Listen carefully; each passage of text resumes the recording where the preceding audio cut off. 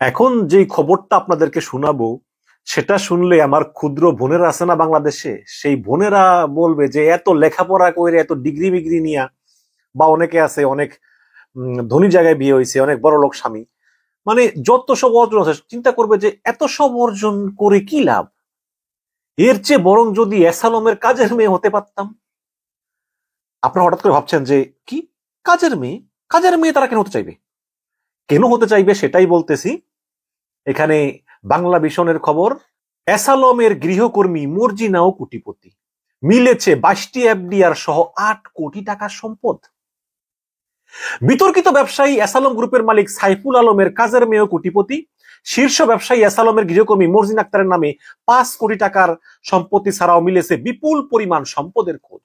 পেশায় গৃহকর্মী হলেও মর্জিনার নামে 2টি ব্যাংক অ্যাকাউন্টে লেনদেন হয়েছে 2.5 কোটি টাকা। এছাড়াও মর্জিনার নামে কয়েকটি ব্যাংকে 22টি এফডিআর এ থাকা 1 কোটি টাকা জমা রাখার সন্ধান পাওয়া গিয়েছে। ইসলামী ব্যাংকে চাকরি দেখিয়ে নিজের নামে এ সম্পদ গড়েছে মর্জিনা আক্তার ও তার স্বামী সাদ্দাম হোসেন।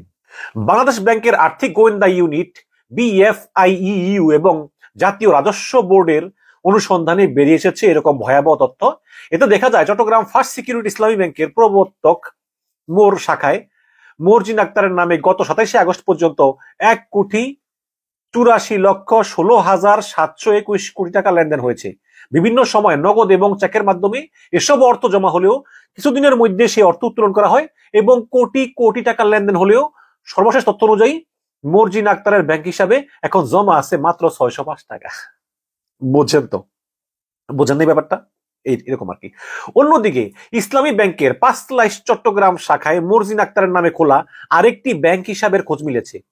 মেঘনা ভবন প্যারেড কর্নার এই ঠিকানা ব্যবহার করে খোলা ব্যাংক হিসাবে বিভিন্ন সময়ে বিপুল পরিমাণ অর্থ লেনদেন হয়। এই অ্যাকাউন্টে আগস্ট মাসের প্রথম সপ্তাহে ছিল 4,70,903 টাকা। এদিকে ময়মনসিংহের ধোবাউড়ায় এই এসালমের গড়া প্রতিষ্ঠান এসালম গ্রুপের 5 কোটি টাকা সম্পত্তি রয়েছে শিবানন্দ খিলা মোড়ের পশ্চিম পাশে। এইসব সম্পত্তি সাদ্দাম হোসেন এবং তার স্ত্রী মর্জিনার নামে। নিয়ম বহির্ভূত ভাবে এইসব সম্পত্তি নিজেদের নামে করে নিয়েছে সাদ্দাম হোসেন ও তার স্ত্রী মর্জিনা বেগম।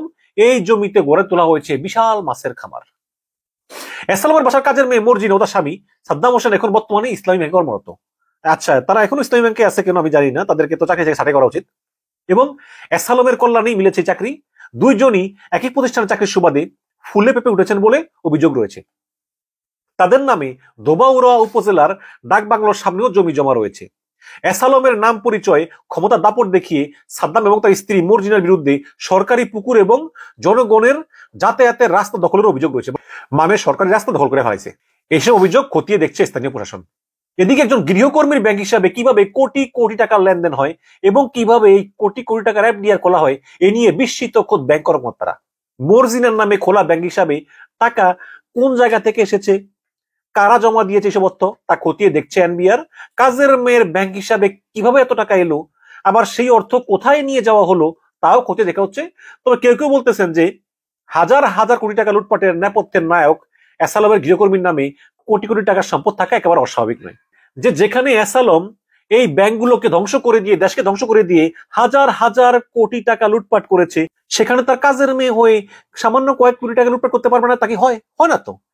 তো এই কারণেই অনেকে মনে করেন যে এসালমের বাড়ির কাজের মেয়ের এই 8-10 কোটি টাকার সম্পদ তো থাকতেই পারে, তাই না? অত অস্বাভাবিক কিছু না। এর আগে ক্ষমতাচ্যুত স্বৈরাচারী সাবেক প্রধানমন্ত্রী শেখ হাসিনার পিয়ন জাহাঙ্গীর আলম 400 কোটি টাকার মালিক বনে গিয়েছিলেন বলে ভরা সংবাদ সম্মেলনে নিজ মুখেই স্বীকার করেছেন বিতাড়িত শয়তান শেখ হাসিনা।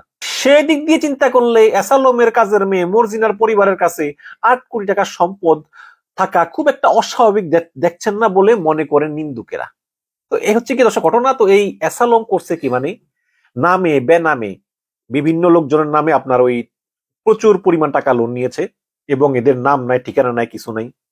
এমনকি এরা রিয়েল মানুষও না। আব্দুল্লাহ রাকিব নামে একটা ছেলের নামে ব্যাংক অ্যাকাউন্ট খুলে এসালম 30,000 কোটি টাকা সরিয়েছে। সেই আব্দুল্লাহ রাকিব নামে কোনো লোকই আসলে বাস্তবে নেই। তারপরে তো এই মর্জিনা বা তার স্বামী সাদ্দাম হোসেন এত বাস্তবে আছে, তবে এটা ভালো দিক আর কি। এভাবে এসালম দেশটাকে লুটে পুটে নিয়ে সিঙ্গাপুরে সম্পদের পাহাড় করেছে। সিঙ্গাপুরে সে যে বাসা থাকে ওই বাসার নাম্বার প্লেট পর্যন্ত খুলে ফেলেছে যাতে কেউ চিনতে না পারে, এরকম একটা অবস্থা। এত বড় দুর্নীতিবাদ। আমি চিন্তা করি যে সালমের এখানে কিন্তু কালো দাগ আছে কপালে, নামাজ পড়তে পড়তে এরকম কালো দাগ হয়েছে, কি লাভ ভাই? একটা মানুষের বাঁচতে কত টাকা লাগে? আজকে এই যে দেশটাকে ধ্বংস করে দিলে মানুষ ঘৃণা করতেছে, মানুষের যে অন্তরে তীব্র ঘৃণা সালমের প্রতি, কি বলবো, কি লাভ এগুলো? জানি না ভাই, জানি না, আর জানতেও চাই না। ভালো থাকবেন, ধন্যবাদ।